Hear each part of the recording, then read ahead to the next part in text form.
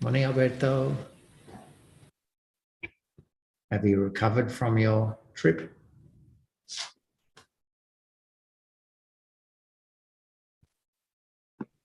Hi, everybody. I just have to get my microphone and headphone.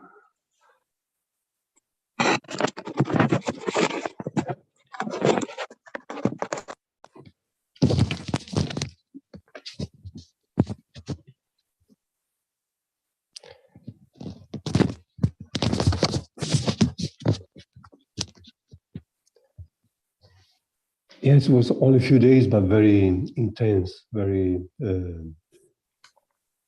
Yeah, I bet it was. Lots happening in a few days. And I noticed you had to travel around quite a lot within India too, Gorakhpur, and your flights were in and out of where? Okay. I went from Dubai to Lucknow. Dubai to Lucknow, direct? Yeah, direct. Yeah, oh, see, that was convenient. Yeah, I found that flight, which was very good. And going back, same thing? Same thing going back, yeah. Right. So why did you have to go to Gorakhpur? Well, as I said, I wanted to go to Kusinara. So I see. The easiest route is from Lucknow is to get to Gorakhpur, which is about 300 kilometers right. On the direction of Kusinara. Yeah. About 50 kilometers more right. to Kusinara. You did that by train or bus, I suppose? That's by bus. Yeah. I was advised to use the bus because they're more reliable on time. Yeah. They're more on time than train. Right. Good.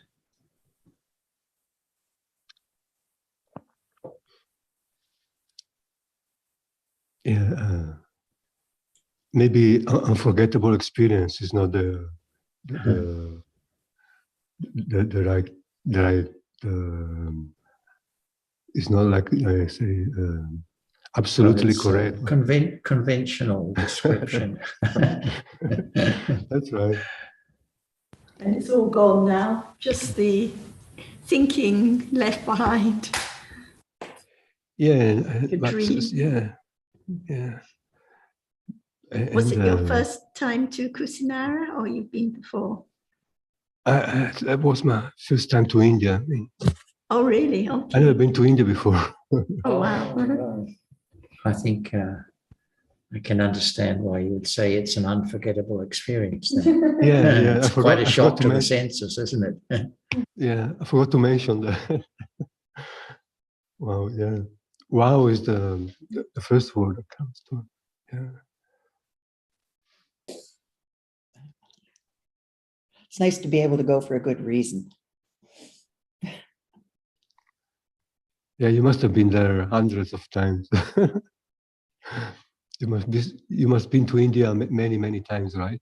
Many. Well, mostly with that group from Bangkok visiting the holy places.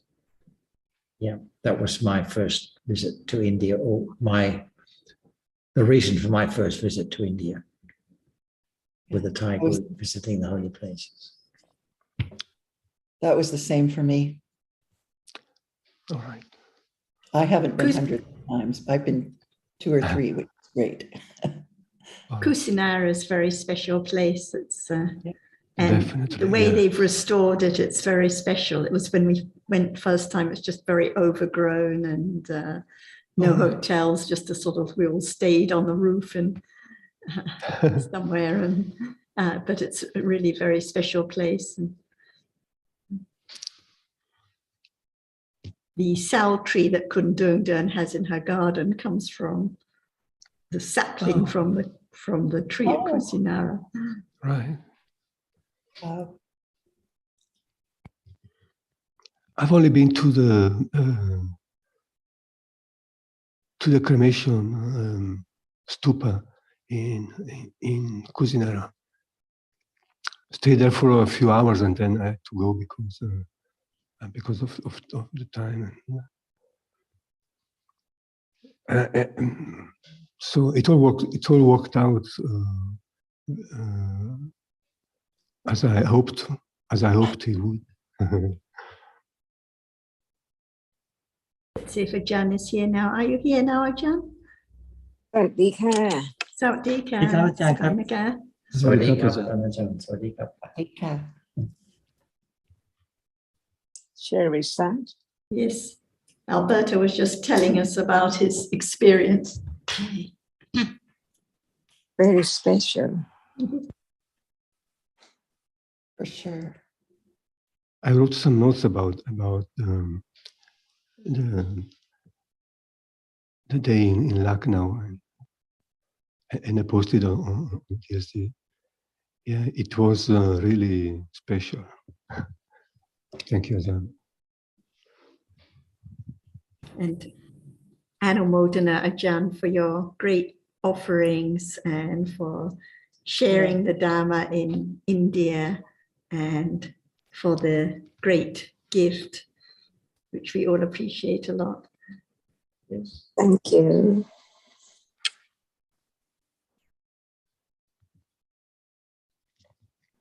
Were there some particular areas of discussion that were particularly interesting or that the people in India were particularly interested in? Are you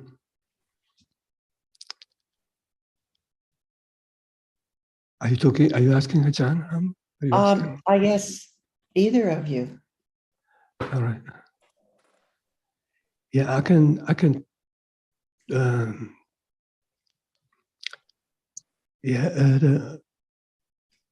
was Kunopadam explains some of Ajah's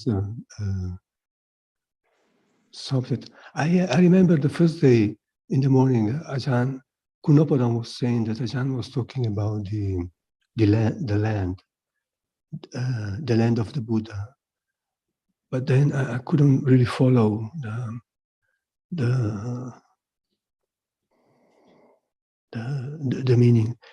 Perhaps Ajahn can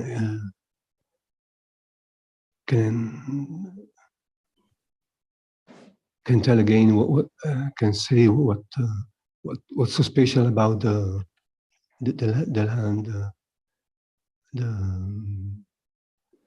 India, about India and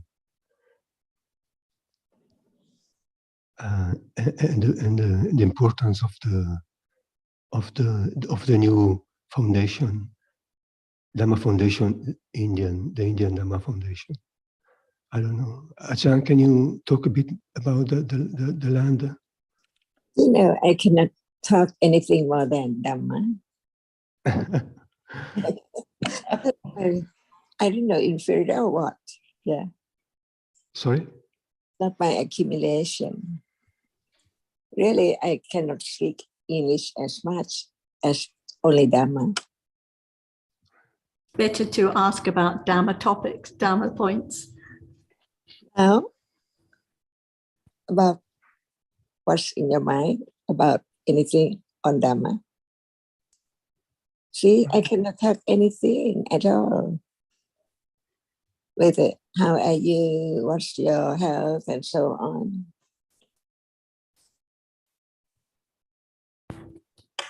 Last Wednesday, Ajahn, in the Vietnamese discussion, which we continue to have while you were away, one of the topics that came up, and Tam is here, I think, so she can speak a little more, but one of the topics that came up, it was about the Indriyas and about the balancing of the Indriyas. And there were some questions that friends were asking. And I mentioned that when talking about the development of Satipatthana, as I understand, when understanding is of the level of Satipatthana, the different Indriyas are balanced already balanced by the development of understanding and awareness.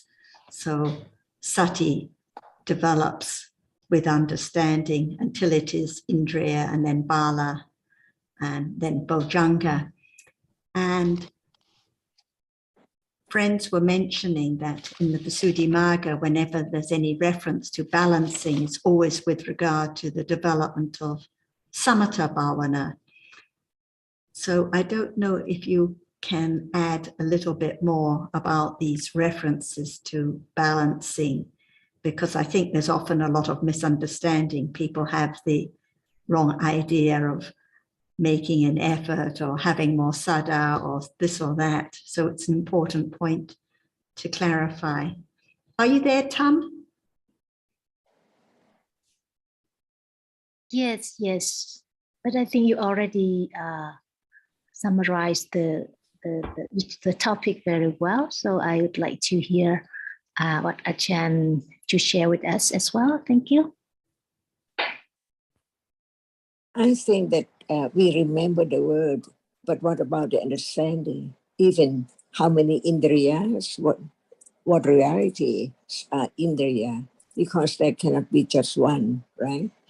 So we talk about anything just to understand the way it is, but not try to do it at all. For example, even it's in the book about balance and so on, but it's not our or anyone or someone to do that at all, just to understand how dhammas work from moment to moment. For example, there is sati right now at moment of hearing, considering, and understanding words on Dhamma to understand the truth of Dhamma. But it's not satindriya as long as it's not the satipatthana. It's not strong enough. That's why we can see that the moment of first hearing about Dhamma is different from moment when there's a little more understanding. And what about now? Even so, it's not understanding reality right now as what we use the word manindriya, the citta, which is a chief of experience and object. That's why at moment when we talk about the development of right understanding, there must be sati at level of not just understanding the word about whatever is now appearing, but it's the moment when it begins to be aware of what is as natural as it usually is, like hardness, but usually there's no understanding of hardness as just a reality at all. From hearing again and again and again, and right understanding develop enough, the sati, which is aware of an object right then, is satindriya, begin to be satindriya before it can develop on until it's strong enough to just arise and experience anything more than before with more understanding. Then sati is powerful, or pala, more than just at the beginning. And the other indriya arising with it just be the pala as well as sati, which arise together. That's all. So it's the understanding developing, and the understanding which developed doesn't show up at all. It's so very, very little, even right now, that it does not appear clear as when Panya develop higher and higher and higher to degree of Vipassana Jnana. But even so, the first Vipassana Jnana, Satindriya, and so on, it's not enough. It has to develop more on and on and on to be acquainted with the characteristic as reality, not as usual. So it's so very short, but Panya is strong enough to understand and let go, no matter it's the moment of without satipatthana, but it doesn't matter. That is the letting go of clinging to it has to be this, or it has to be that, or it has to balance, or so on.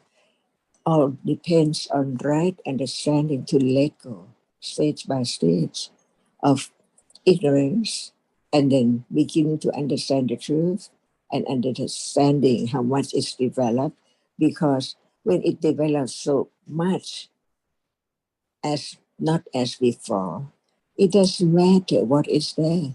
No thought about today I haven't had sati yet, or a month I don't have sati yet. It depends on the individual's accumulation to, if we use the fight with the ignorance and attachment, because it has to understand no matter what level of ignorance and attachment is there, Panya has to be so sharp enough to understand it as no one and no me at all. So it can go on without attachment to just very subtle attachment to the idea of self.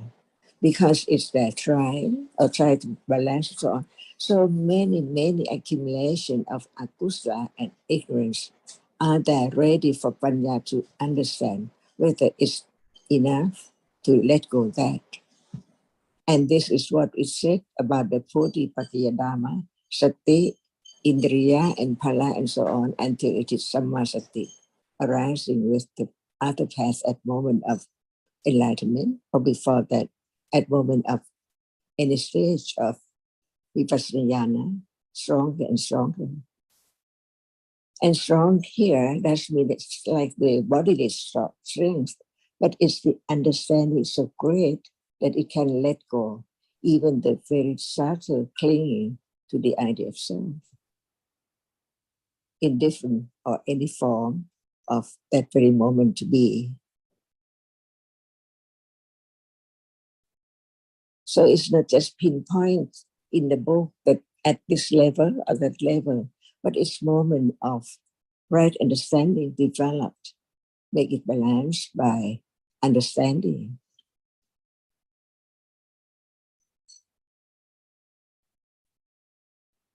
And in the context of Samatha Bhavana, I mentioned also that even at that kind of or level of understanding, the balancing has to be by understanding and awareness, not by anyone doing anything. And when in the text it talks about in quite a lot of detail about the balancing, and some people said, well, how can there be too much confidence, or how can there be too much viriya or whatever? But I think it's just the function of understanding and sati as they develop to balance firmer and firmer until the understanding develops in this context until there is the attainment of jhana.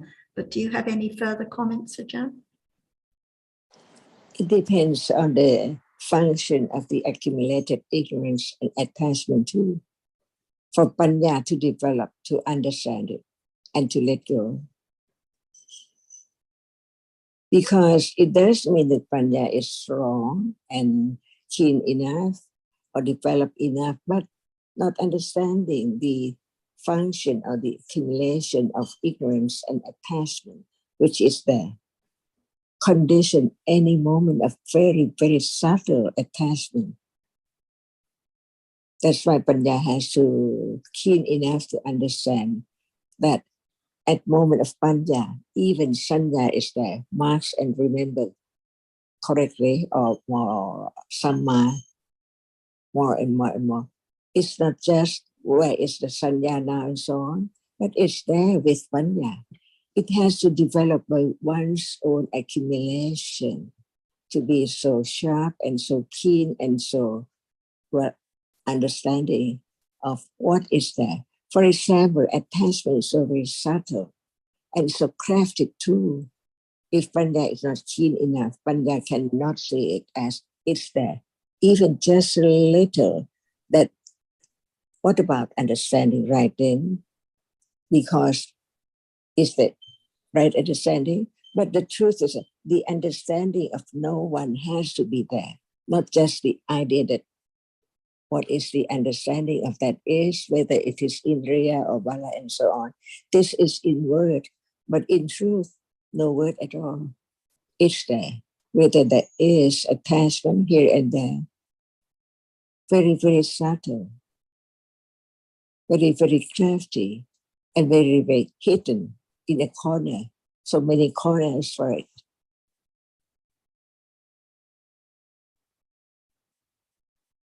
That's why how long it will take, it doesn't matter.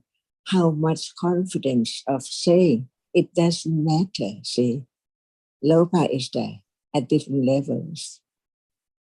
When Panya is not enough, it's just thinking, it doesn't matter. But does it really not matter? Where's Lopa? Right there. So on. Of the 5 khandas, not just 1 or 2 khandas.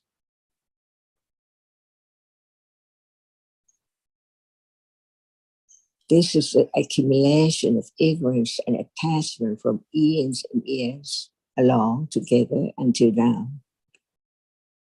That's why Panya has to be so sharp and letting go very little at a time, because it comes again.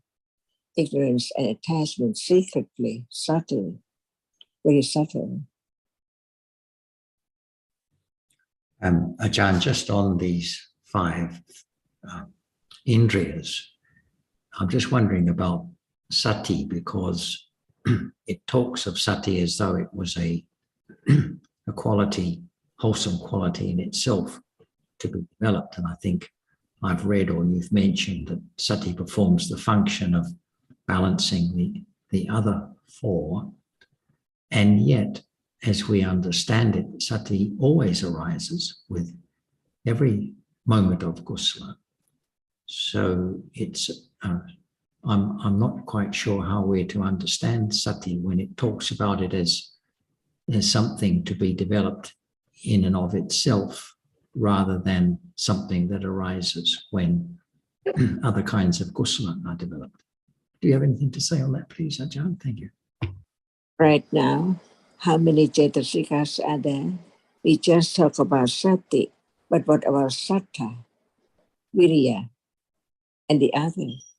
That's why it's not just can be the moment of understanding each one as this is virya and this is sati, but it doesn't appear, only one appear at a time, no matter what. But to understand the truth is that what about the characteristic of that which experiences an object? For example, there can be moment of attachment to anything, but it's still I. Attachment shows up. I like it very much. But what about its characteristic as not self? That's why to understand the characteristic of reality as a reality has to begin with a little more clear about the understanding of that which experiences and that which does not experience at moment when it's there. No matter it is attachment, aversion, or virya, and so on. It's not just I know virya. Everyone knows when one tries so hard to get this and that done. But what about no one there at all? It's still I. Everything is I from years and years ago. And hearing about it's not me, but at that moment it's me, it's I.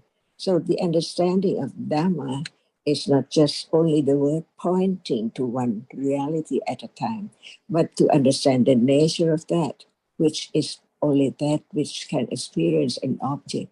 And it's not the word which used to think about it's not me, it's a characteristic it experiences. But at that very moment, the characteristic of that which is not self is no matter what, at that very moment, Briya or Sati or Panya or Phassa or Manasikara, all other. But what is it? I, because not experiencing the truth of the characteristic of that which experiences. That's why even the word nama and rupa, no one forget about that, but it's not acquainted to the reality, which is at that very moment no one at all. That's why to understand the characteristic of what is there now, there must be vitaka and phassa and so on. But it's not the method just try to understand that, but to understand the reality which experiences, no matter what, no matter it is anger, it's there. But it's that which experience the object which it dislikes, not me.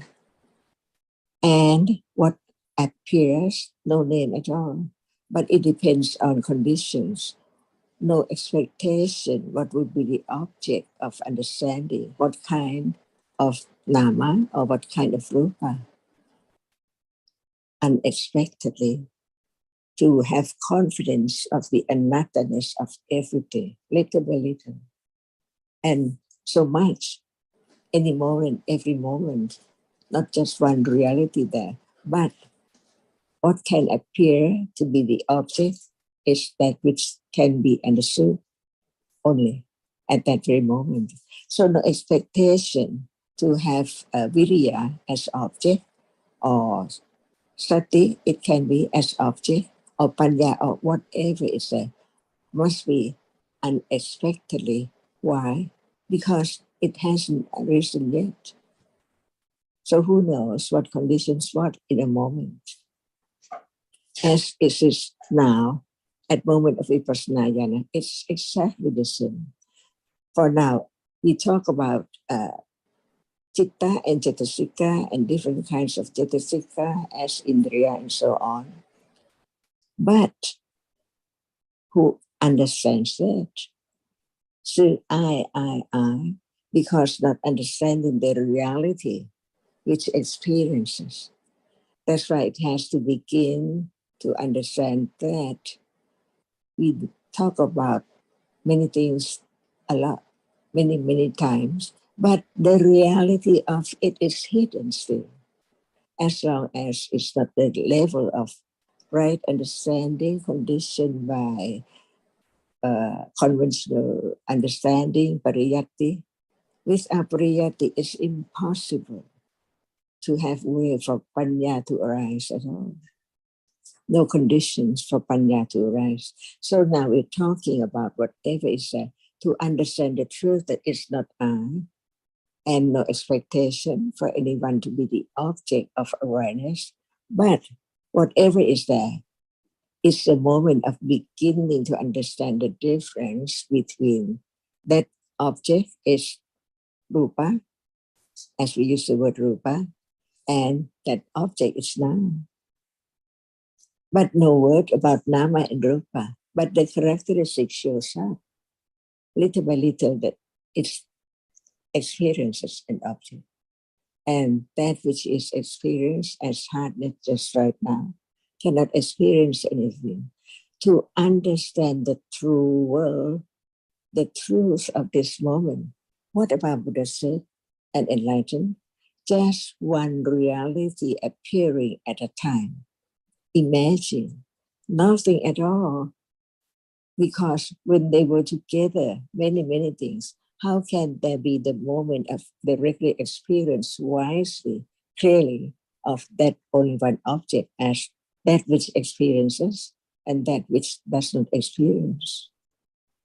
That's why we learn to condition the understanding of no self, but do not try to know this or that with the harmony, satindriya or level of pala and so on. But there can be the understanding of the difference of each level of understanding. To understand it, that's why it cannot be taken for self, it's not self at all, and so on. To understand the truth of no self, but not to try with intention, with the, what you say, viriya and so on, as khanti and so on. We use the word, but what about that very moment? So very short, gone all the time. So what can be known more in a day is that which experiences and that which cannot experience. For example, a moment of touching at that very moment in a day, today or yesterday or tomorrow. Is there any attention to that, even attention? Not yet. Awareness directly with understanding. Even that is not in a day, because depending on conditions, we just think a lot about that which is seen or heard and so on, as the story of this and that. But the actual reality, even right now, is there to be known, but it has to be conditioned by the pariyatti. With apariyatti, nothing can eliminate the clinging to that as something as usual, because the rapidity of the arising and falling away is so very, very quickly. It hides the truth that what is the experience is not there anymore.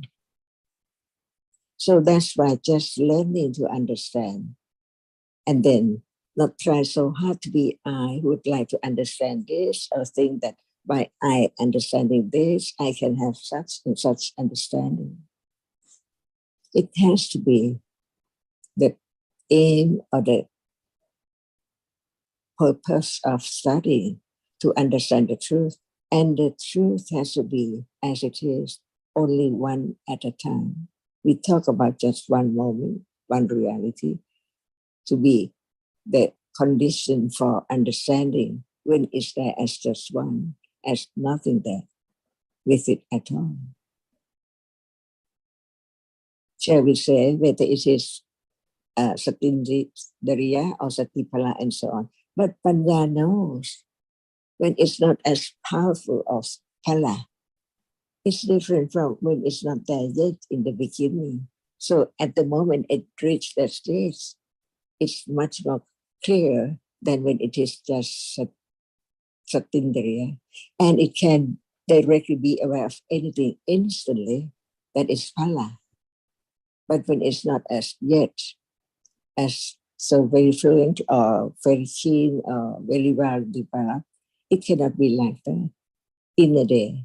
How many moments and with what level of understanding? There can be doubt about it, and doubt has to be conditioned to arise. When right understanding hasn't reached the stage of different jhana.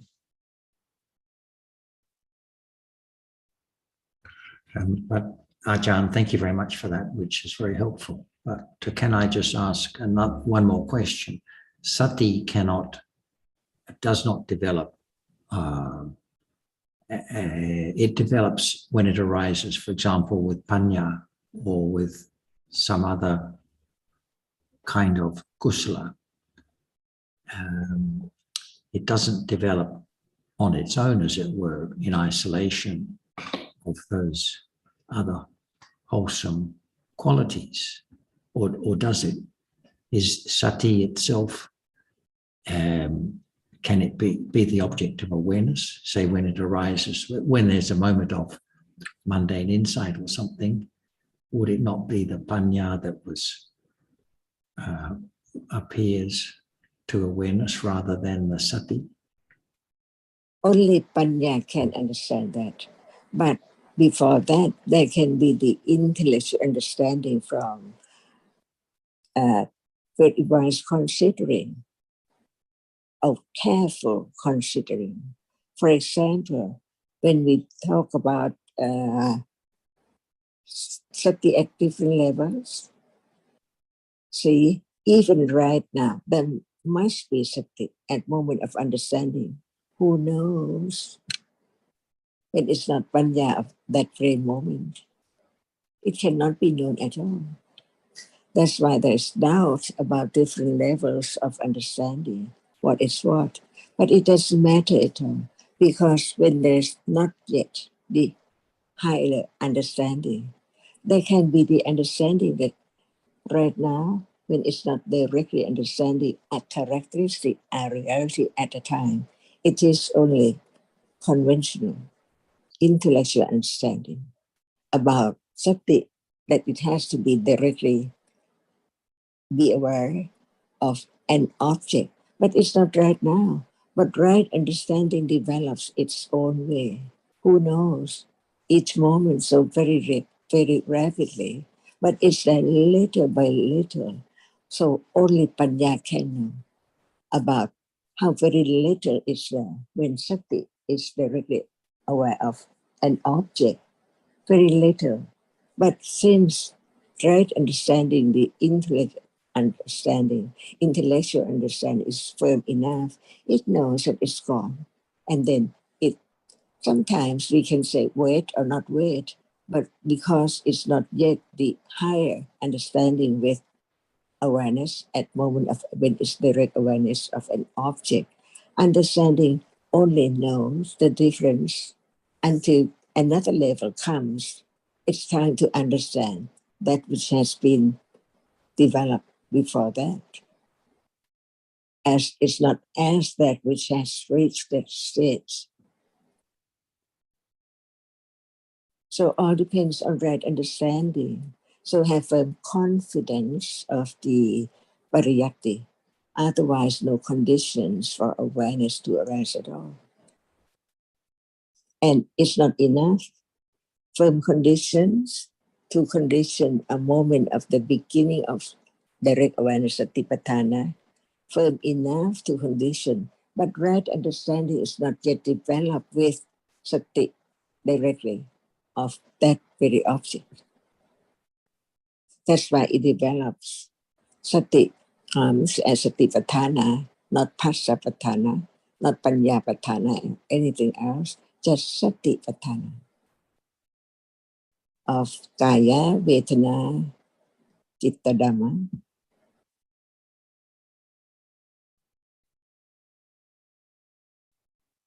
Just so natural, but panya has to be firm enough to understand that what is there is not known yet, sati is not aware of it yet, but when sati arises, panya knows that it's different from this moment when many things is object one at a time, but no understanding of anyone yet as directly understood until time comes or until it's there.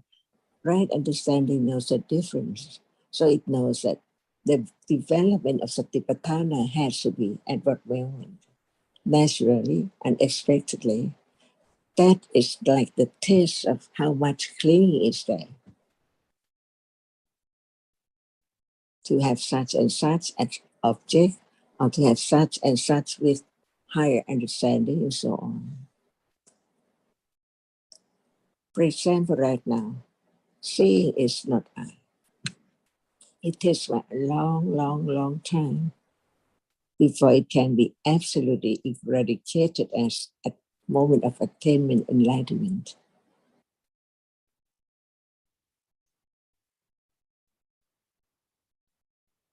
That's right. No one there at all, only conditioned reality from moment to moment. No word as Suchin or Nina or Jonathan or Sarah and anyone at all. All are realities by conditions. Otherwise, there cannot be letting go or eradication of kilesa as becoming an arahata. No more kilesa, no more wrong understanding and ignorance of very subtle attachments, stage by stage, until attachment to just being. Thank you very much, Ajahn. Thank you. And I think, as you said at the beginning, the trap of attachment is there everywhere. So we read many examples like about the one that is strong in wisdom but weak in confidence, or strong in sadhan, weak in understanding, all these things. But without understanding, it's all taken for different beings, different people, not the understanding of dharmas and not the understanding of the accumulated tendency, the reality that appears at this moment, not anyone's at all. So because of the weak understanding, whatever is read is taken wrongly, taken for someone, taken for something to do.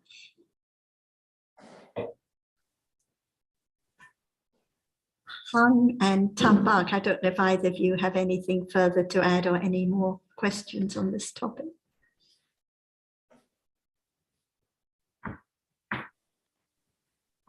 I don't know if Hằng can ask something because it's her original question, but I think it's very helpful to hear what Ajahn said, and together with what you and John also discussed. I think it's helpful to think about balancing the faculties in terms of the realities performing their functions when there is understanding rather than something to do. So I think that's the most important thing to keep in mind. And also when understanding develops and is more advanced, that it can understand such subtle level of indriyas to be balanced, something like that. Yeah. So I think it's all very good. Thank you. I don't know if Hằng has anything to say.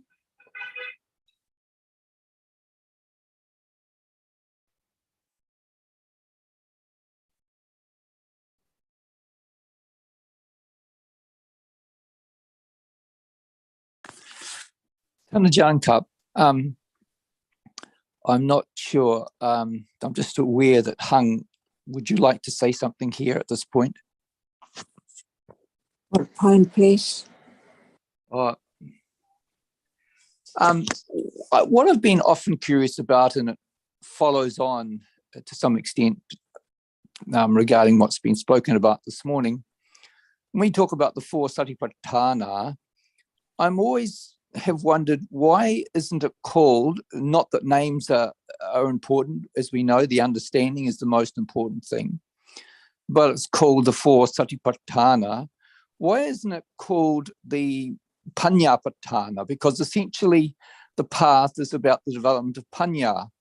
So there seems to be some sort of, to me, some sort of disconnect between development of sati and development of Panya, which of course are interrelated when it comes to the path. But my question shortly is, why isn't it called Panyapatthana rather than Satipatthana? Is there Panya now? Well, there is Panya at level of Pariyatti, Tanajan Cup, and other levels of Panya, they can be developed, or they are a basis. The Pariyatti is a basis, but as we know, the path is quite subtle. So it's difficult to say sometimes. Sometimes it's clearer, sometimes it's not. So without sati, can there be Panya? Absolutely not, Tanajan Cup. That's why when there is sati, without Panya, there is no understanding of what sati is aware of, even right now. Right, Cup. It's the function of sati only that arises by Panya as condition for its arising to directly aware, to be directly aware of an object. Panya is sati to be aware of that. Cup. Yeah, that seems clear to me, Ajahn. In some ways, because obviously, as you're mentioning, that we need, if there wasn't sati, there cannot be development of Panya. They both work hand in hand. But because the path is essentially about Panya, if we would describe the path that would be described in that word as Panya at the level of, at the highest level. Of course, there are many levels of Panya, as we know, and it's still not, it's clearer to me, Tanajan, but I've often wondered why it's still not clear. Why isn't it called Panyapatthana? Because that's what it's essentially about, and it would be understood that you need sati to develop that Panya. Can Panya be aware? That's not its function, Tanajan. It rises in conjunction with sati. So the function of Panya is to understand. So it needs sati to enable that understanding to grow. So it's a function of sati to be aware. That's why it is satipatthana. For no matter it is kayanupassana, chittanupassana, vedananupassana, dhammanupassana, satipatthana. See. Cup. Yeah, that's clear, John. I mean, it's not these points are not vital to be clearly defined. And as you always remind us, the most important thing is the understanding that can arise at any particular moment in time. Thank you for that, John. I appreciate that. And we can understand the differences between all realities. For example, sati arises to be aware, but it cannot understand. See, the understanding is a function of the reality, which we use the term panya. Each one is different. Cup. Ajahn, you say that panya cannot arise without sati, but it's the same about sati. It cannot arise without the help of other cetasikas or without having other cetasikas associated. So can sati arise without panya?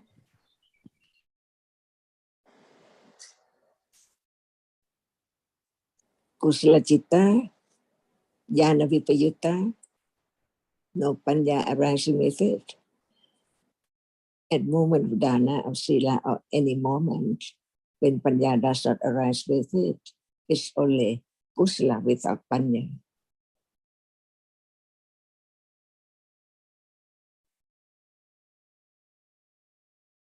Otherwise, any of kusala, there must be panya. Cindy, glad you've just joined. I just explained very briefly a little more. So sati is awareness. So whenever any wholesome citta arises, kindness, generosity, abstaining from harming, at those moments, sati, awareness, must be there. It's mindful to be wholesome, to avoid unwholesomeness at those moments. But panya, understanding, doesn't arise with all wholesome kinds of consciousness. For example, at moments of kindness or generosity, there must be awareness, guarding from unwholesomeness, but not necessarily any understanding at all. So for understanding, panya, to arise, there must be sati, there must be awareness. But for sati to arise, not necessarily panya. It depends whether it's arising with the understanding of realities, for example, then panya is there. So this is what the discussion is about.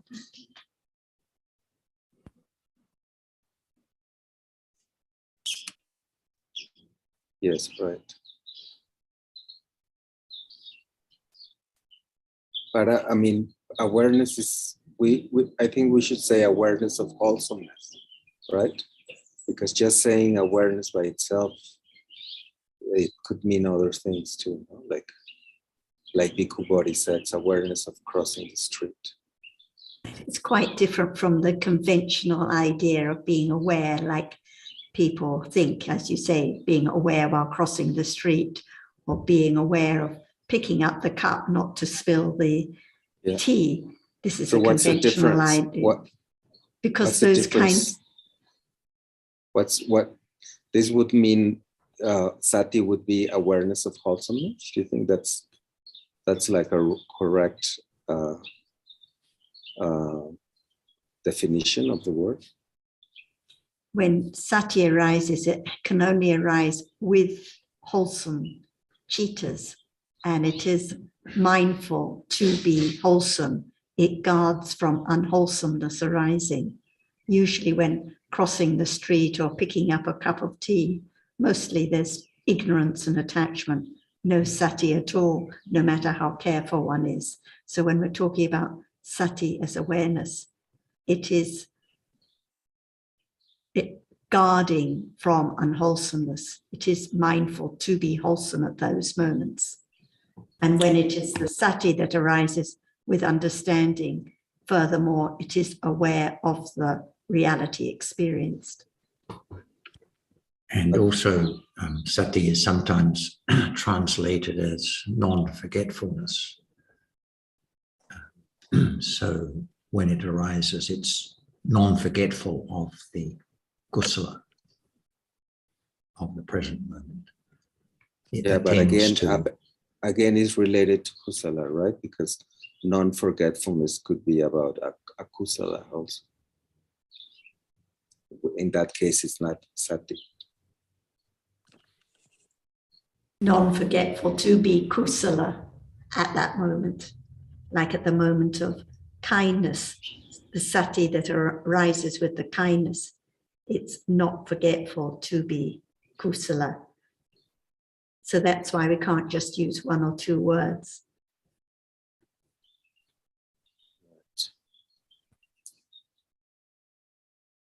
Excuse me, may I have a question about sati? Hi, Han, go ahead. Yes. As I learned about the samatha bhavana, sati will be the factor to have a function to balance the remain factor in 5 indriya.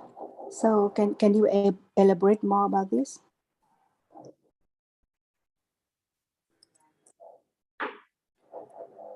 Were you listening to the discussion about the indriyas a few minutes ago, Hung, or have you just... Sorry, I missed that discussion.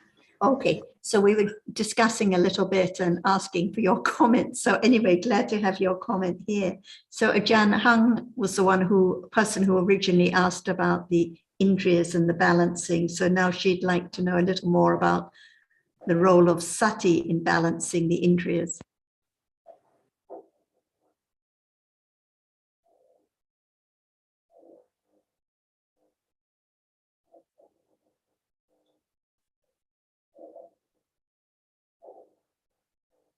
Excuse me. What condition kusala to arise?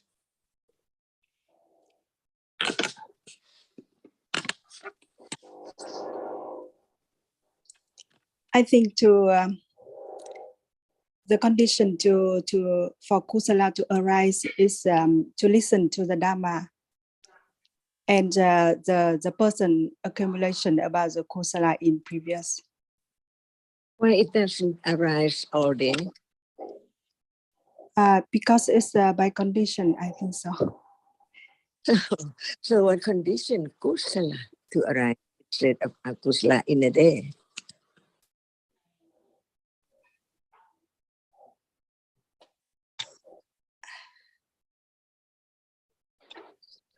And be moment of kusala in a day, but what condition it's to arise?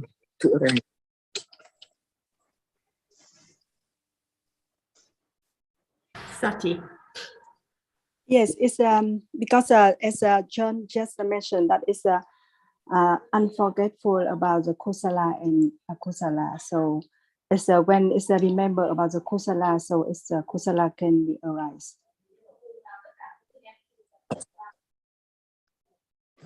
That which condition kusala to arise can we say our reality, which is not Yes. forgetful. Yes. Kusala, to have such kusala arise. For example, we have many things to be given to the one who need it and so on. But what condition, moment of giving away to that person?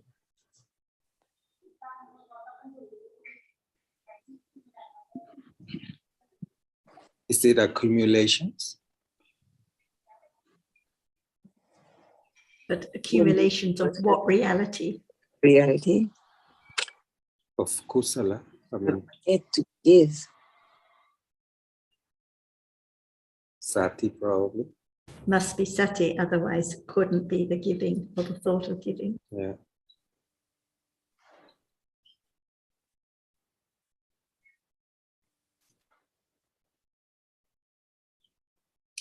Also when it's prompt must be because of accumulations too, I guess. And at the excuse me. And at that very moment, what is there which is not forgetful to give? Sometimes we think we'll give, but we forget.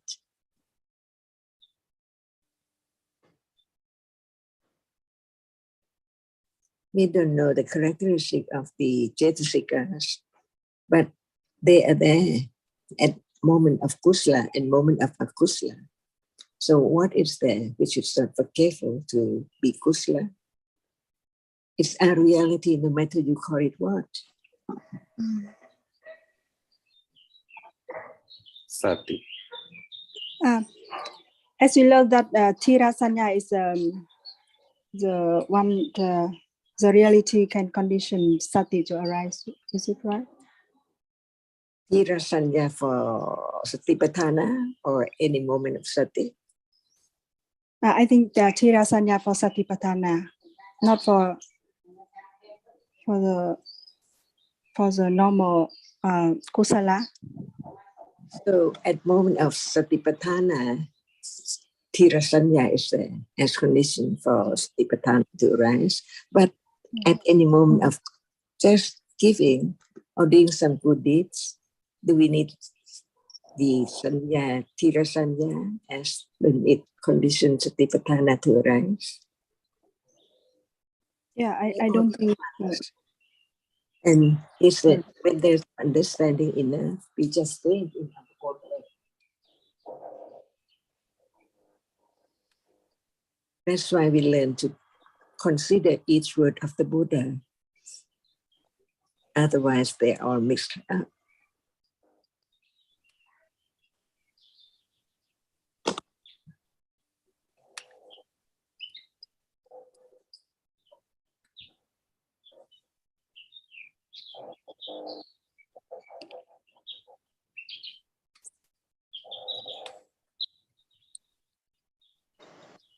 Han, we were discussing earlier about when we talk about the indriyas of Virya and Sada and so on, how Sati and Panya, they balance already, nothing for anyone to do, like we discussed the other day in the Vietnamese discussion.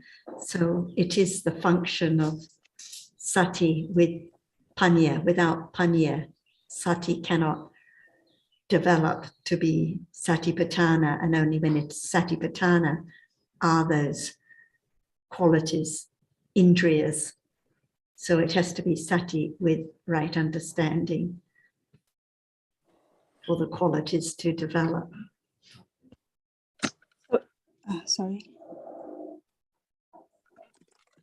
It seems like we can understand whatever we are talking about, but in fact, can there be the understanding of each different Cetasika as it is, not as we think? Now we are thinking about Sati. At moment of kusala, can there be the understanding of Sati? That's why there must be Satipatthana to be aware on a reality, to study, to know more about its truth as just one by one, as not self. Otherwise, now we're thinking, I am thinking about this and that. Is that true? And when there is the understanding, there must be Sati with understanding. Without Sati, even Panya cannot arise at all. That's why it's beyond our ability to understand each reality as it is. Just learn and hear and consider little by little to understand even Sattva. Even right now when there is kusala, who knows the characteristic of Sattva and Sati and other realities, wholesome Cetasikas arising with it, impossible. It depends on conditions, how much there can be the understanding of any reality. What about Tatra Machata and so on? See, just want to know, and it cannot be known by thinking, considering. It has to be clearly known, understood at moment of Satipatthana develop. without name at all, but it's there by conditions. Even right understanding of what degree is known only, no word at all, but the reality at that moment is different, stage by stage. So if we try so hard to understand it, but it's beyond one's ability, that's why develop right understanding little by little, stage by stage.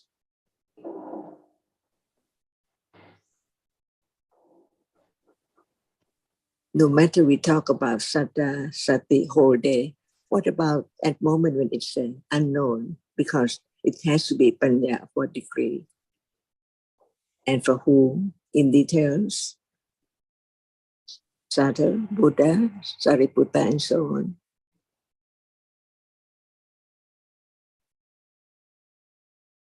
So it's just trying to understand that which cannot be understood. And what about that which is now that can be understood? As no one there at all, no thing is seen, only that which impinges on the eye base. And that is meant by the world, whatever arises falls away. So it's how tiny it is, how very little it is, a process of experiencing that which impinges on the eye base. And would anyone like to experience that? Impossible. That's why what appears is only nimitta of a reality of seeing right now, not just one single moment of seeing.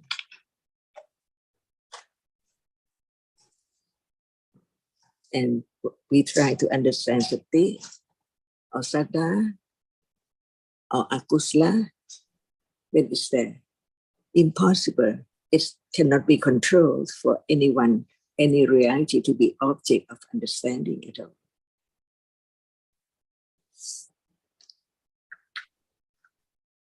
Just learn to understand the characteristic which cannot be taken for I or anything. That which experiences now sees.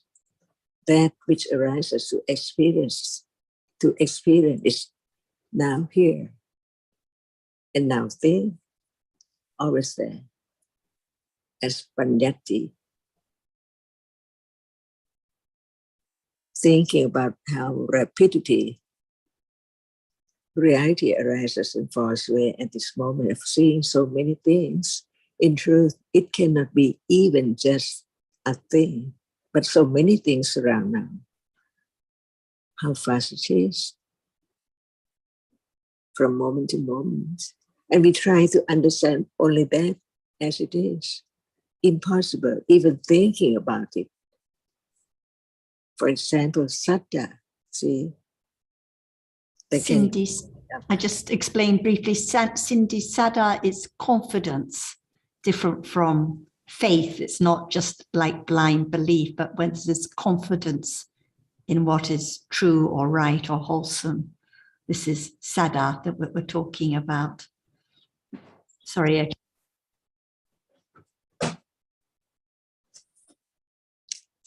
And what is meant by confidence, see?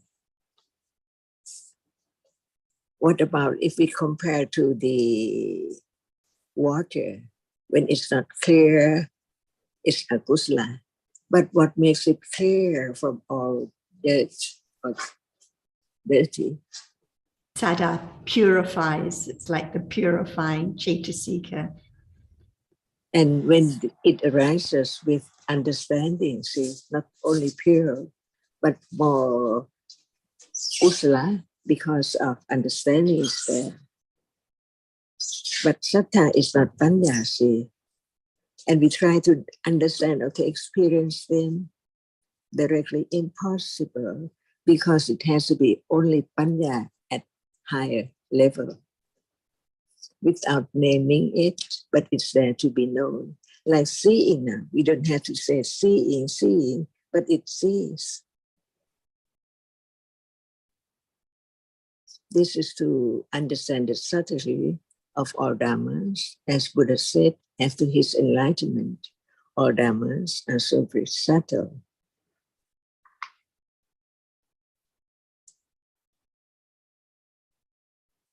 And we think like it's not as subtle, that it can be known more and more by thinking, talking about it, but that's not the way to understand the subtlety of realities, even of seeing right now.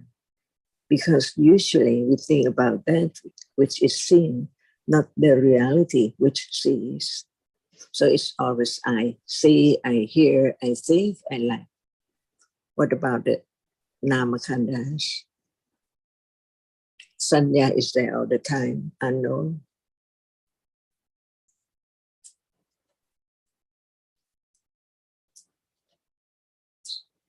That is why only Pariyati cannot directly understand the truth.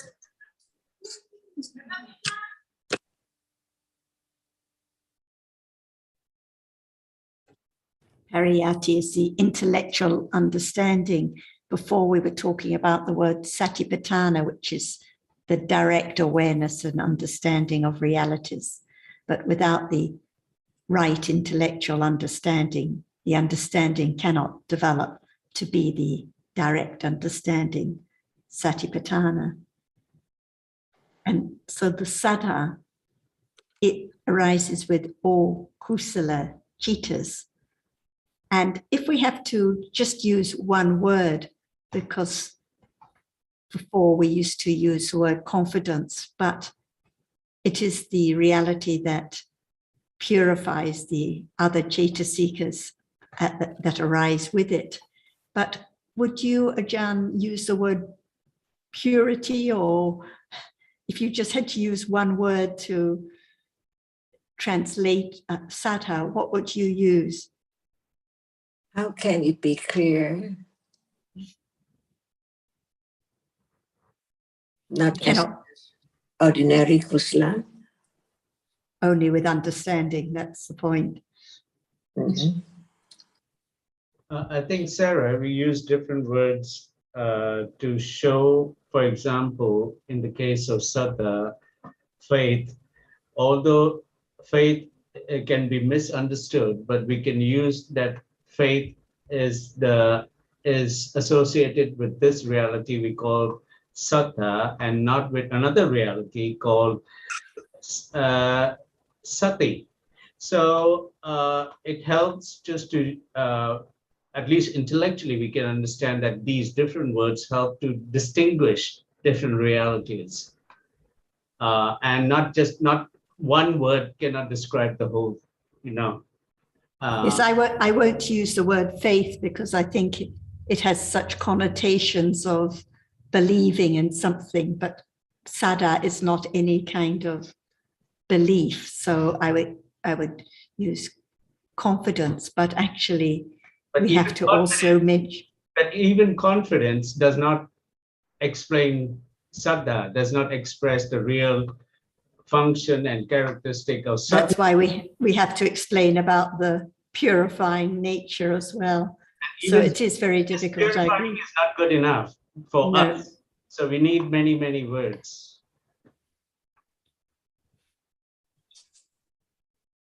If we think in terms that we usually use it, it's not really the characteristic of the reality we're talking about. For example, saddha is clear the mind at that moment because there's no akusala cetasika arising with it. See, we can understand that, but not as it is as saddha.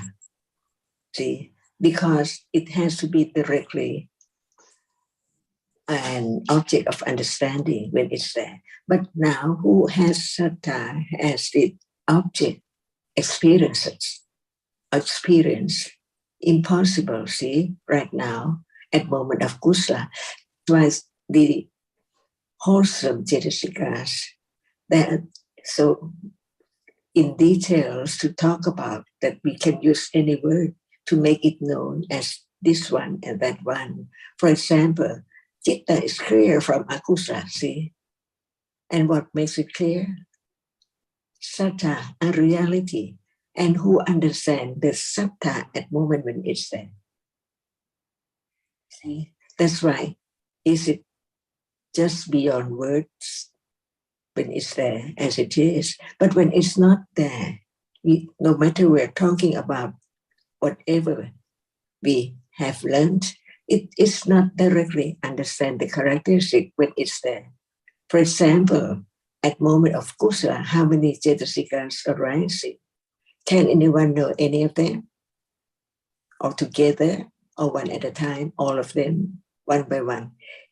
That's why it's only thinking about how it can be known at moment when citta is clear from akusala because of sattva is there. And when it accompanies with panya, more than just that, make it clear with right understanding, see, not so by soap or by anything, but by understanding. It's clear because it has the understanding, and that can be clear that it's confidence of the truth. No dirtiness of akusala at all. So clear and more when panya is there, more confidence too when it's clear. But when there's something as akusala is not clear,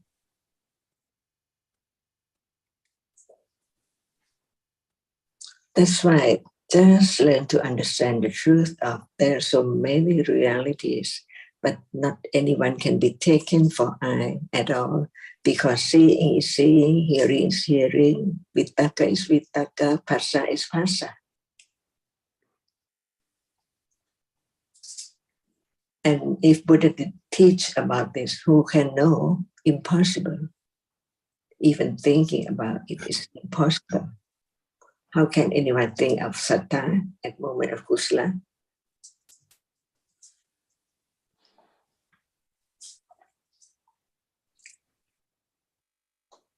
And I think when you mention that the citta is clear from akusala and it's clear by saddha, you're referring to the citta and all the cetasikas that arise with it, because the citta itself is pure or clear anyway. It is pandara. So actually it's really all the other cetasikas that are made clear by the saddha that arises with them. Is that correct, Ajahn?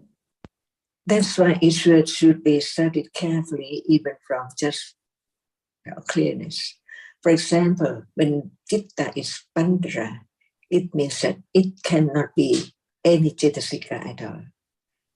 Because citta itself, what is meant by pandara, is that without any cetasika that arise with it, it just the experience, the object clear at moment of seeing, clearly experience the object than the other cetasika, because the other cetasika arising with it, but it has its own function, its own characteristic.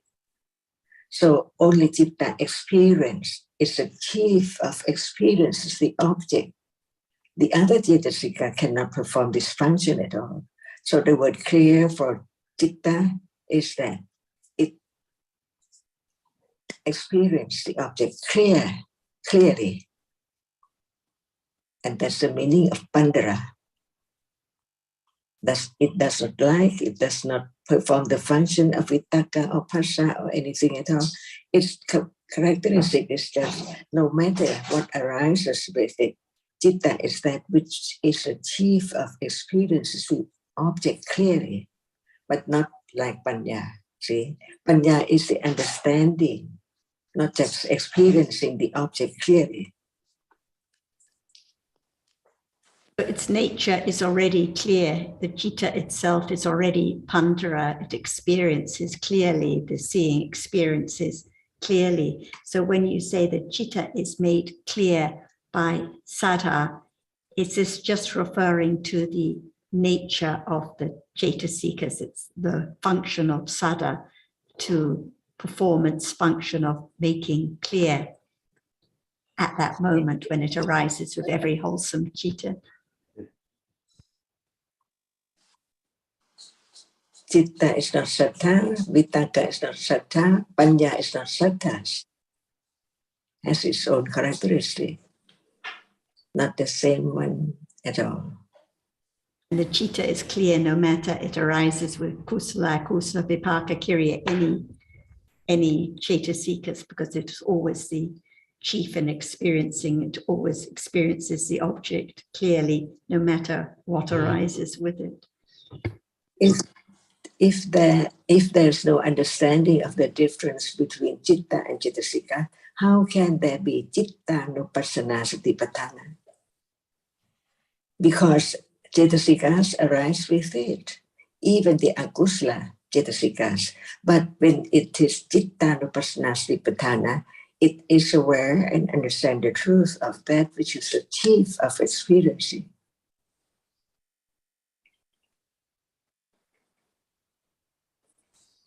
At that moment, any cetasika is not the object of awareness and panya to understand it. That's why we have to understand the nature of the reality, not just the word, because it is beyond the word to make it known. Only the characteristic of it at that moment of experiencing.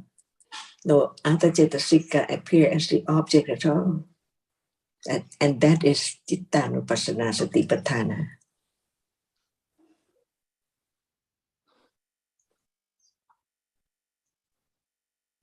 Otherwise, how can the anusya be eradicated when there's doubt and not understanding the reality which appears as clear as it is with panya?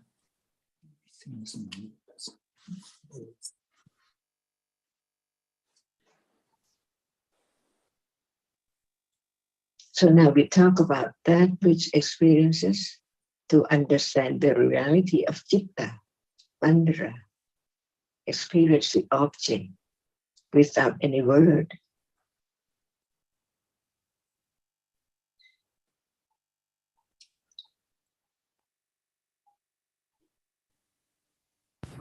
Cindy, I don't know if you can follow what we're discussing, but in brief, we're talking about the distinction between the citta, such as seeing consciousness, hearing consciousness, the citta that arises at every moment and is the chief in experiencing the object at a moment of seeing. The seeing itself clearly experiences what is visible, but it has to arise with other mental factors, cetasikas, at which each perform their function when they experience the same object. So at a moment of seeing, there has to be the contact which experiences the visible object. There has to be the concentration that focuses on the object. There has to be the attention to the object. There has to be feeling at that moment. It's neutral feeling when experiencing the object. And when we were talking about sada, this is a cetasika that arises with all kusala cittas. So at a moment of kindness, the citta again experiences the object, the thinking that thinks about the idea of what is to be offered, for example, or the welfare of the other person. So the cetasikas, like kindness, have their own functions. Sada arises at that moment and purifies the other citta and cetasikas that arise with it. But the citta itself is always pure and the chief in experiencing the object. So Ajahn was talking about how there has to be the understanding of the distinction between the reality, which is the citta, the chief in experiencing, and the different cetasikas, which all have their function. And the reason that we discuss in such detail about these different realities is just to really help understand that there is no one there at all, no one who is kind, no one who is seeing, no one who gets angry, just different realities arising by conditions those realities which are experiencing the object and those realities that don't experience anything at all, such as the visible object that's seen now. So it all comes back to this moment. But because there is so much ignorance and wrong understanding, without discussing more and more about different dhammas, there's no way to let go of the idea of self. And that's why at the very beginning of the discussion, when there was some chit chat and asking Ajahn one or two questions about her trip to India, she basically stressed that what's most important is the discussion and the understanding about different realities, more precious than any other topic of discussion, in order to get rid of the idea of someone here, someone who has awareness, someone who has confidence, and so on, just different dhammas arising and performing their functions.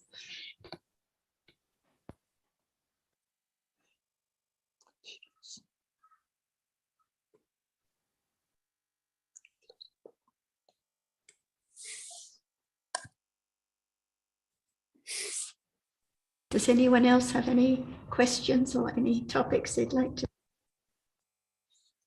more on this topic?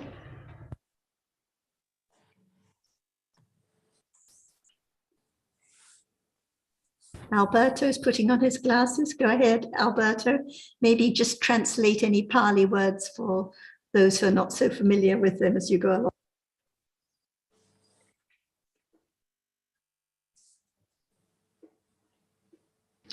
I'm not ready yet. I haven't got the question yet. Ready yet. Sorry.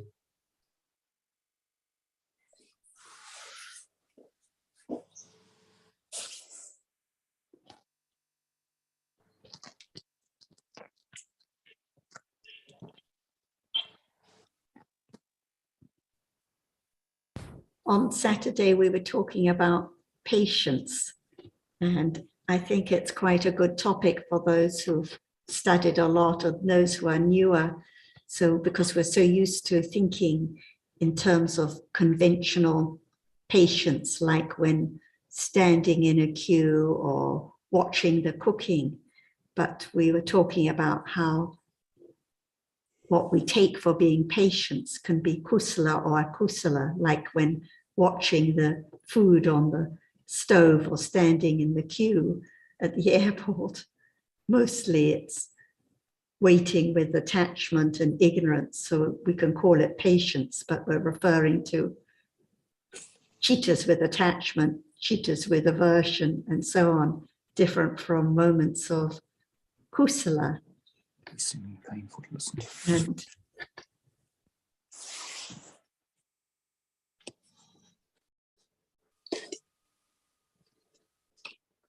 like now, patience while listening, patience during the discussion, but is it kusala or akusala patience? Different moments. I always find it interesting that virya, patience, involves a lot of virya, the virya cetasika.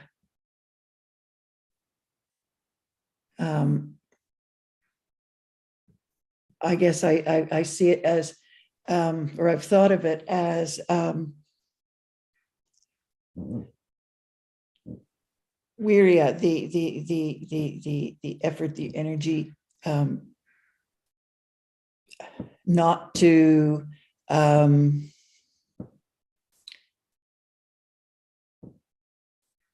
be impatient.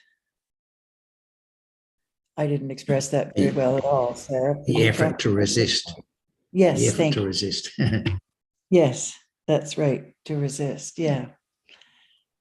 Like in the example of watching the milk on the cooker, the restraint to resist, to turn it off or to walk away or whatever, we can see how that effort involved, that virya involved. Yes. Kusala or akusala. Mostly it's akusala virya. Yes. Yes. what we take for being patient. So yes, that's true. And it's not patient. It's not patience that we're talking about, but the patience, kusala virya, is what we're can you talk about it, please? What I would see as patience right now, for example, in my case, it would be like there needs to be patience in order to be listening to this discussion, because of course there is a desire for things too, you know, like, I don't know, a movie or eating something. So there needs to be that, like, this patience, this interest, I guess, which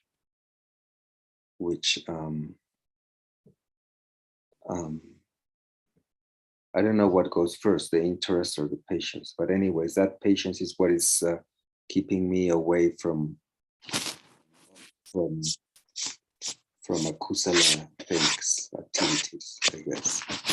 That's how I understand it. I think patience can also be an acceptance of the conditioned nature of things, that everything happens in its own good time, as it were. So there is not a sense of thinking that one can shape the outcome of realities in any sense. In the conventional world, of course, there can be a shaping of the outcome to a certain extent, but even so, ultimately, there can always be intervening factors. And so even in a conventional level, I think acceptance of the way things are is an aspect of patience too.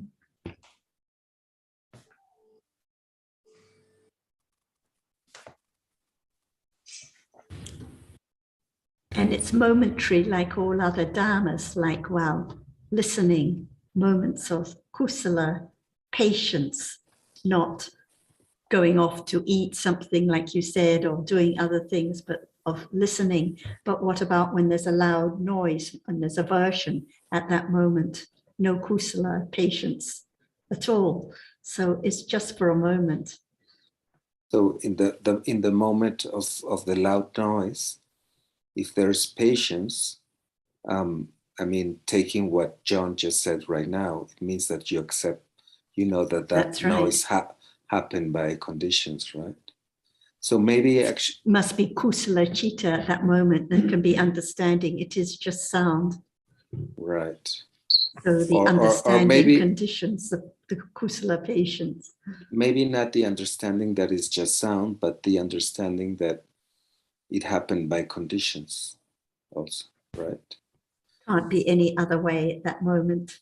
No one can stop it. No one can change it. No one can do anything. It's just a dharma that is conditioned. It has to be that way. Exactly. So we could even translate that cetasika as acceptance too, maybe, right? Patience, acceptance. No? What do you think about using the term acceptance? And acceptance can be wholesome or unwholesome too. Like there can be acceptance that at the airport patience. You have to stand in the queue, exactly. Or if you want the ice cream, you have to wait your turn. So it can be acceptance with attachment or acceptance with kusala. The same for patience, right? Like for patience. But in the case of Kanti, we could even use acceptance also, right? For Kanti. Maybe, I don't know. I think what Roti, what Sukin mentioned a moment ago, it's always all these words, they can help us in different ways. And ultimately, I think it's always going to come down to our understanding. You know, that, and Ajahn often reminds us that the word is not the reality. And I think that, excuse me, I think that's something that you shared with us too, that, you know, what's the important thing? Is it to do something or is it to understand? Which I thought was very, very appropriate, you know, that we tend to forget that it's not something to do, it's something, the Dhamma is something to be understood. So all these different words, they can lead us down the right path potentially, but they can just as equally as we know, take us down the wrong path. Another aspect that I was thinking of too, when we talk about Viriya, is the three Virati Chaitasikas. Virati literally means virati when we talk about Samma Vacha, Samma Kamanta, Samma Jiva. All those Virati Chaitasikas, the word virati, or the virati, excuse me, means literally non-indulgence. There's no indulging or no taking up, if you like, of akusala. So all these different words can help us to understand that they're pointing to kusala at some level or other. So words are helpful, but unless there's that correct pariyatti, it's so easy to go wrong. And it gets back to what Tanajan was saying about the subtlety of Dhamma. It's difficult, and we have to attend carefully, continually, and wisely. And if there's no yoniso or no wisdom at the deeper levels, then it's so easy to go wrong. So easy to go wrong.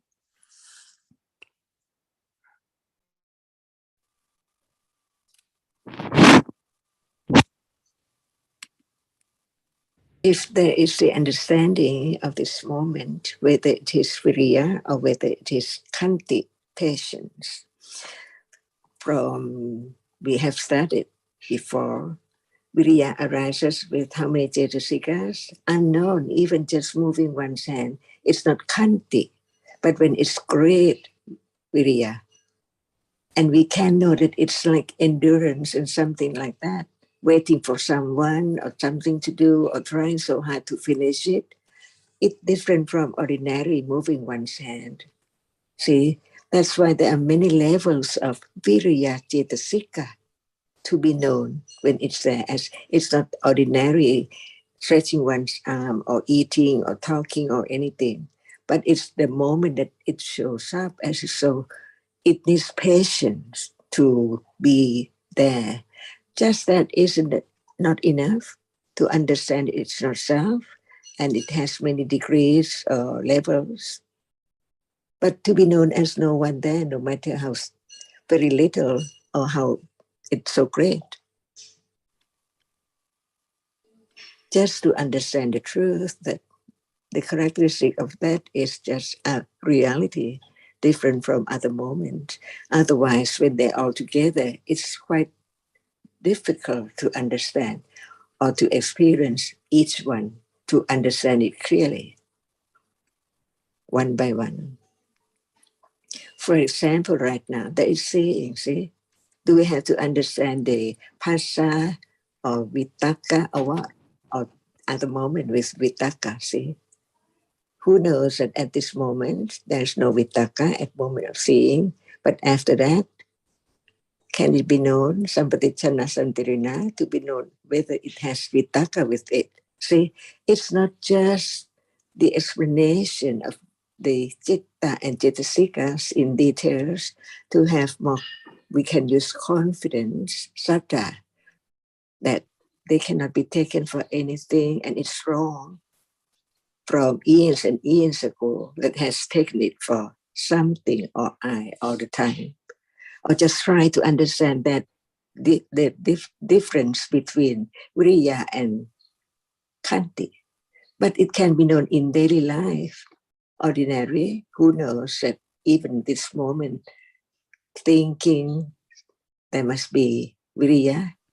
See, who knows? Just talk one word, there is viriya. Who knows? That's why just learn to understand the truth that no matter what, it has its own characteristic.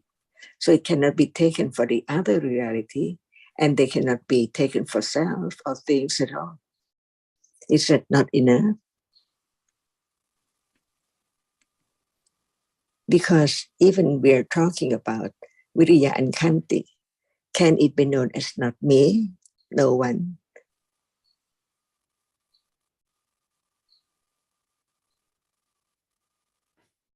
Or do it have to be at moment when it's Khanti only to understand Viriya? Unexpectedly. That's right, no matter what degree, are different realities. And the difference of each one is shown in daily life too. Seeing is not hearing, thinking is not seeing, so on. And how many Cetasikas are there to understand the truth that actually what are there, which is not known, and that which does not appear. So what appears in life from life to life? 6 ways.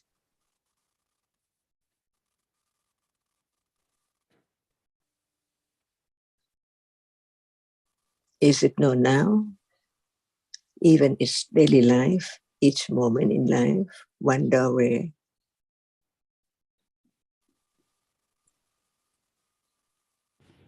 And just getting back to Rotti's question about acceptance, I'm just looking at Nina's translation of Ajahn book on the paramis. And of course, patience is one of the paramis.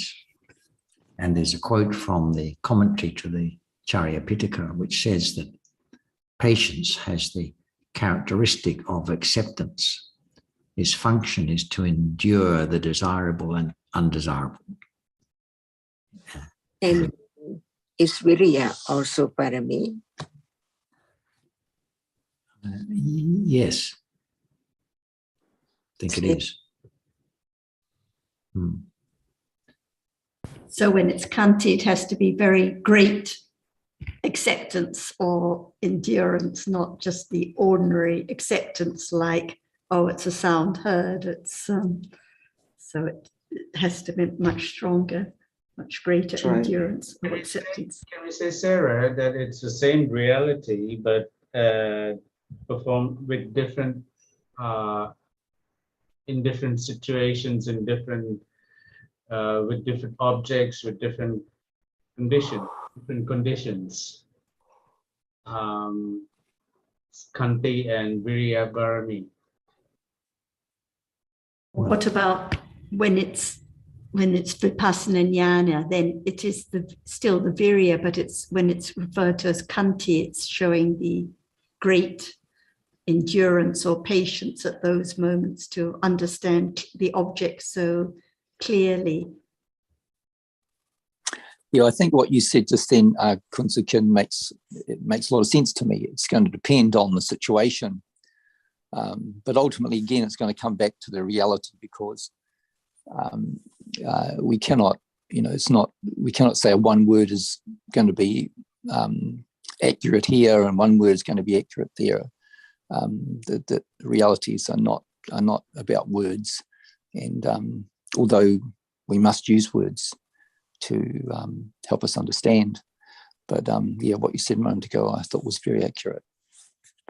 And under Virya, there's also the aspect of courage as Virya. So yes, it depends on the aspect that's being considered. Yes, not all these qualities can be related to a specific mental factor, as I understand it. So although patience requires Virya, and Virya may be prominent, that is not to say that the understanding of moments of patience is the same reality as understanding the mental factor of Virya. And so with other qualities mentioned also, like courage, it's not necessarily a specific mental factor, although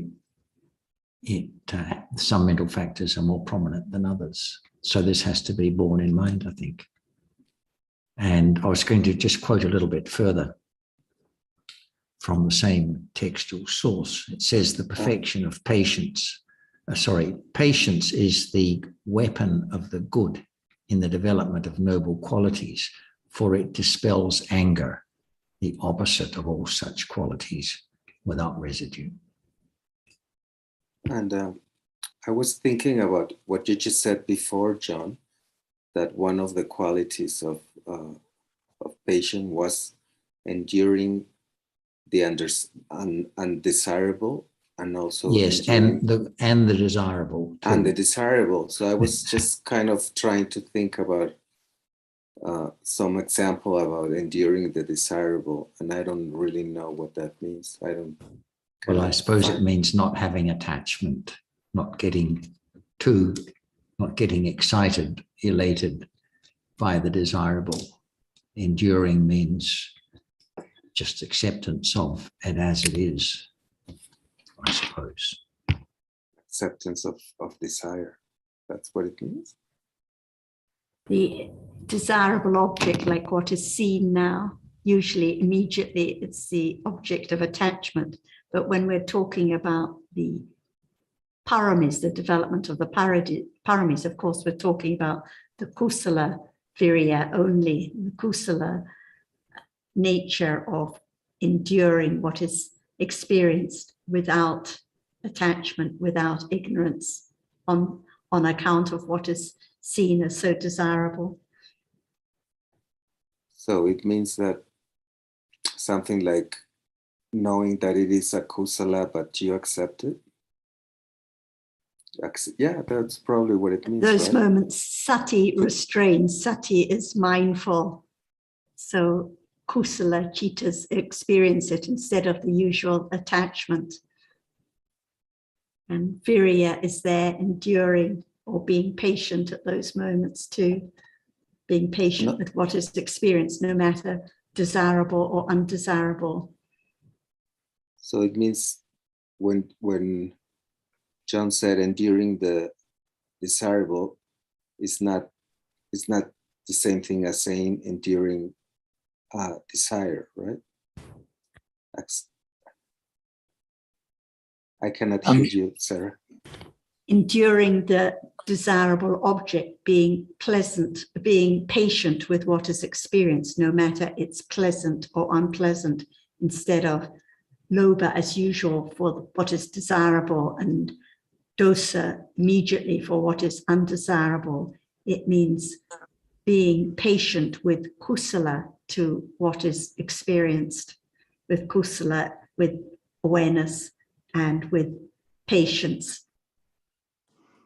And I think too, Roti, when you consider those, the Intl.Dhamma, the 8 worldly conditions, labha, alabha, first dealing with those 2, getting what you want, not getting what you would like, or not having, both those aspects of it, ninda prasamsa, praise and blame, both those aspects of them, to have understanding of both, or to have ideally kusala regardless, ninda prasamsa, yassa yassa, being famous or not having fame, or infamy on the other side of it, and sukha and dukkha, they're always, they're all the different faces of Dhamma and the different faces of life, conventionally speaking.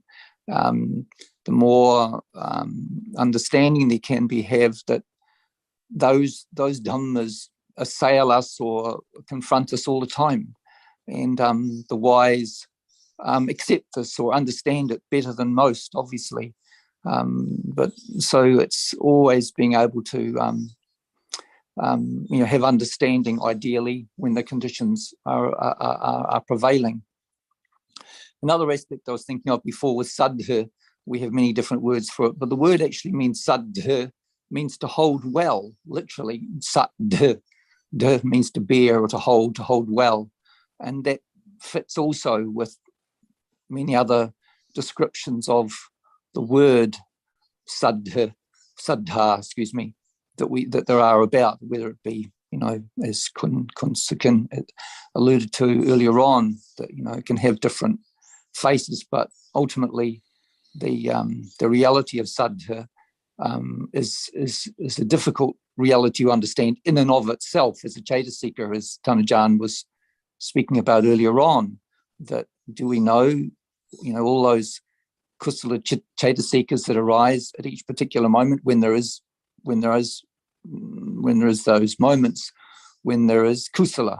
It's very difficult, very, very difficult, So and I guess that talks to us again about the importance of patience to understand these realities. It can't be understood. There's only going to be the conditions for each person and dependent on their accumulations. So it's a noble and wonderful task to undertake, but it's not an easy one. John, just on the subject of patience, kanti, we were talking on Saturday about agusala patience, agusala kanti, I suppose. And I was explaining that as I understood what you were saying, there wasn't a specific kind of agusala known as unwholesome patience, because in the text when it talks about kanti, it's always in the gusala sense. And I think Kun Sukin suggested that that was not correct. And I was saying something that was inconsistent with what you'd been saying. So I hope I wasn't, but perhaps you could help to clarify this point for us. Thank you.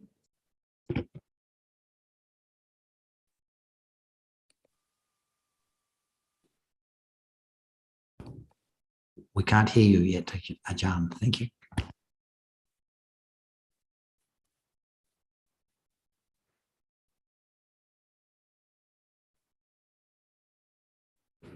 Are you there, Ajahn? Sorry, you turned off the microphone. So what I'm saying about kanti and virya. It was really about agusala kanti. Agusala, if there is in the teachings when kanti is mentioned, it's always in a gusala sense, as I understand it. So, and of course there is gusala virya and agusala virya, yes. There are words, and of course, patience, okay. Unwholesome patience is a conventional designation, but I don't think there's a particular kind of kilesa called agusala kanti, or that the person who accumulates too much agusala kanti will be liable to some kind of wrong practice or agusala gammapata or something like that. So it's just a conventional designation, isn't it? Are we talking about the Cetasika or different times of Cetasika as virya? For example, right now, is it virya or kanti or what? Well, that That's depends. Normally it's virya. What? They are not self, no thing in it at all. We call it virya and sometimes we call it kanti. But the truth is that Cetasika, which is virya, strong or weak, kusala or akusala, depend on the words or the situation.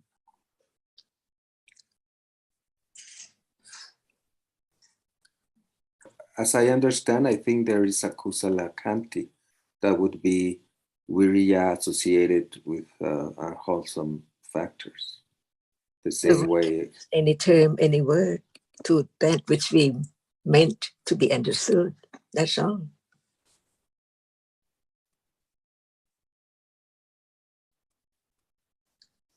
The word can be changed, but the truth cannot be changed at all.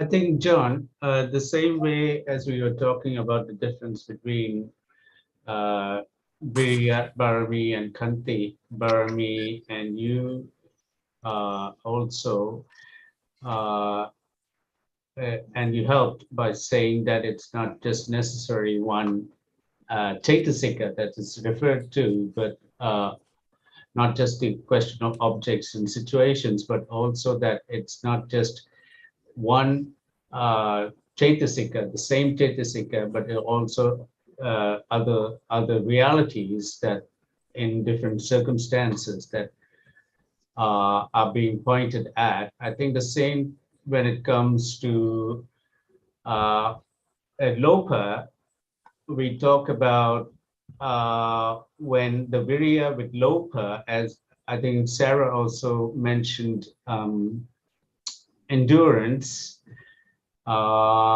which can be kusala and akusala. So we know that even in this situation, as listening to Dhamma, and Roti and Anne were talking about, Roti was talking about the patience to listen at this moment, patience to listen, and that would be kusala. But in between, we can see that mostly it's akusala, and still there's listening.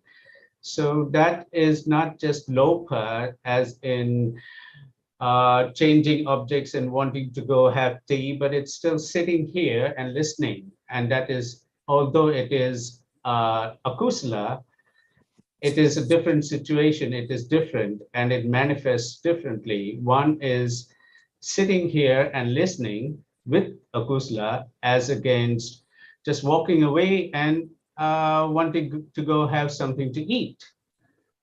So both cases are lopa, but one we call patience, as you say, conventional patience, and the other not. Yeah, we could say that patience which is happening during the Dhamma talk, sometimes it's akusala and sometimes it's kusala, right?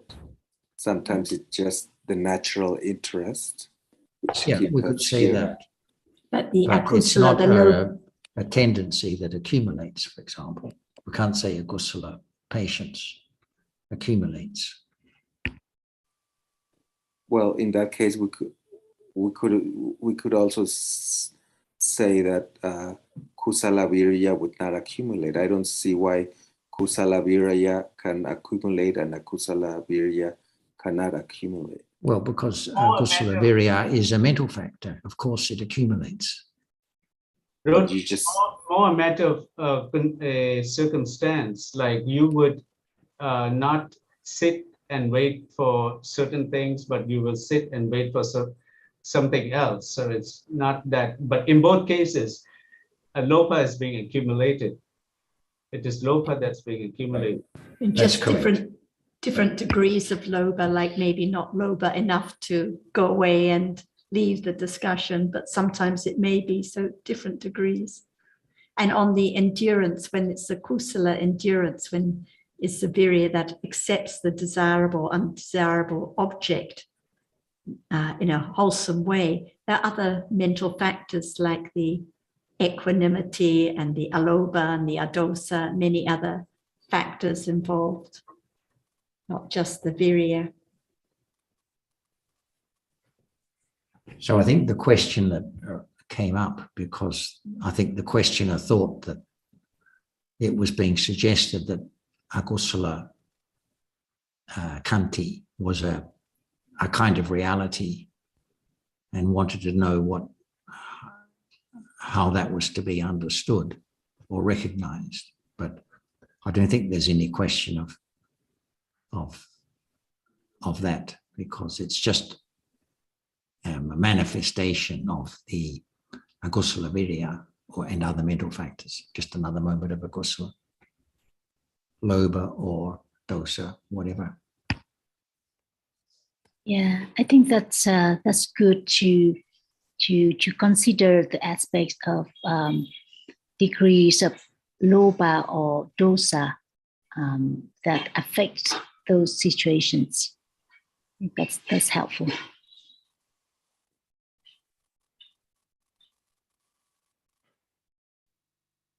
As far as I understand, I wouldn't be associating kanti with akusala. Yeah, we can talk about different patience as being akusala, because we can see that, I think, very clearly, and also patience being kusala. I think that can be understood very clearly also. We talk about kanti bala when it becomes a power, and that's obviously kusala also. But this concept of kanti, akusala kanti, that doesn't make much sense to me. Although I can hear where people are coming from, I just haven't heard it being discussed or talked about as being akusala, as such a thing as akusala kanti. I think kanti is, my understanding, it's always kusala. And of course, kanti bala will be a stronger level of kusala. So this was kind of interesting to me. I think Ajahn's point is that if we talk about the kanti, it's referring to the strong degrees of virya, like, for example, her example she often gives of tying up the shoelaces, or something that involves strong energy or strong virya. Then in that regard, we can see that the kanti is kusala or akusala, just like the virya is. So I think that's why she refers to it in this way. You said that tying your shoelaces is... Well, it takes much more effort if you're tying up, when you're tying up the shoelaces, more effort than just moving your hand now, because there has to be stronger effort to do it up, especially if you're an old person and it's difficult to bend over and to do them up. Yeah, it's but not just like waving the hand. I don't see the relationship between acceptance and patience and tying your shoelaces. We're talking about the nature of virya, and there has to be that patience to do them up well. Maybe one, like a child, just wants to run out without doing up the shoelaces. So it takes a certain amount of patience and effort to do up the shoelaces before running out of the door. And to get them properly tight and not too tight, not too loose, and looking neat and so forth. Right. I mean, you can think of a situation of someone with Parkinson's disease trying to tie his shoelace. So whether we call it strong virya or strong kanti, or it doesn't matter, but this was the example that we were discussing. Or like when chopping the vegetables very finely, even though one's hungry and wants to eat quickly, but chopping up everything very carefully. Stronger virya. So we're talking about that, like virya in this case is like the opposite of something like idleness. Like idleness, that would be the opposite of acceptance and patience. Well, not necessarily that. I mean, Sarah mentioned the case of the kid who runs out without properly tying up the shoelaces.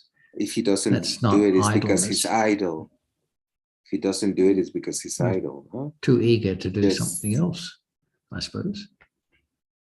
So that's why we have to consider the reality like virya and when it arises. So even at times when we think of being idle, virya is there performing its function. So it arises with every chitta except for most of the ahetuka chittas. So any moment of kusala, any moment of akusala, virya is performing its function, no matter if one's just lying back on one's bed and relaxing, still virya is performing its function at each moment of lobha, at each moment of ignorance.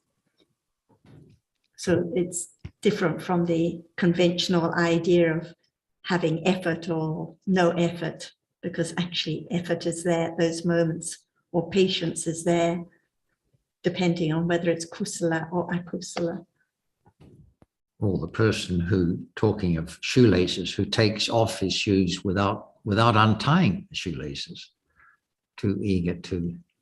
Because you're lazy. No, it's basically because you're just lazy, right? Well, you're just. I mean, I see it in my daily life. Well, yeah.